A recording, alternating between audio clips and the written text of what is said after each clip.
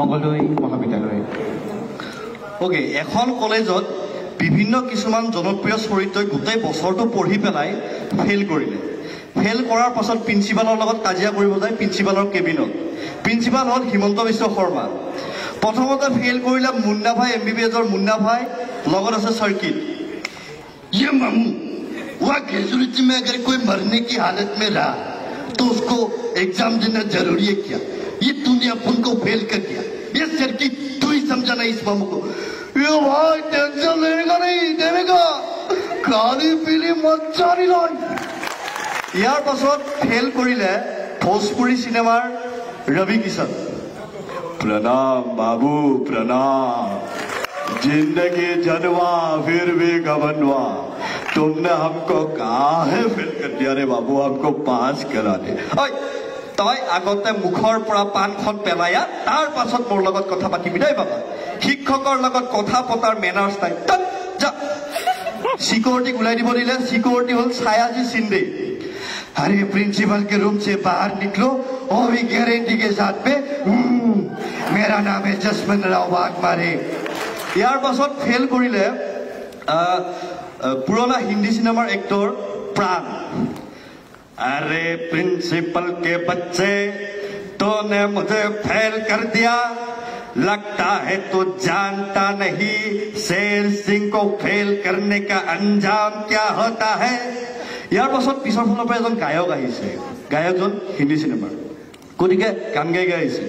सारी सारी रात जगाता है यही अखियों से नींद यही सुलाता है, ये तो एग्जाम है। अरे सर आपने हमें फेल कर दिया, आप मुझे पास कर दीजिए, नहीं तो मैं कहीं का नहीं रहूंगा। ঐ তই দিনৰ দিনটো গান গাবি, ৰাতি হলে নপঢ়িবি, যা ইয়াৰ পৰা।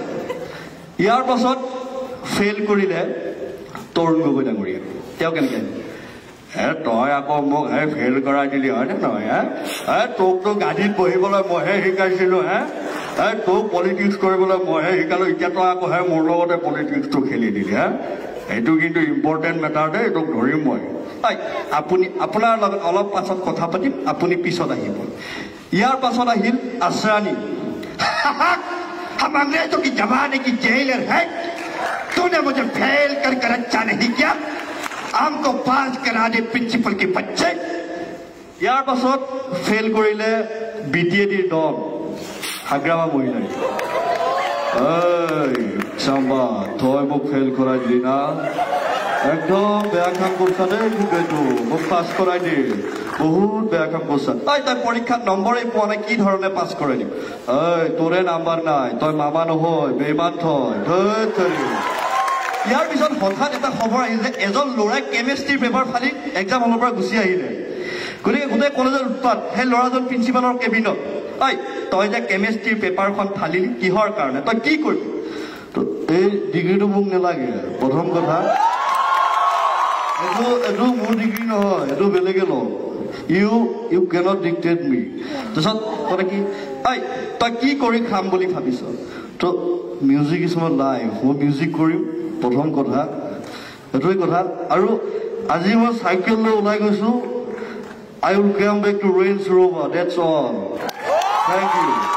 মোৰ কোনো জাতি নাই, মোৰ কোনো ধৰ্ম নাই, আৰু মোক পলিটিক্স কৰা মানুহৰ লগত মই নাথাকো। প্ৰথম কথা, থেংক ইউ, লাভ ইউ, ধন্যবাদ।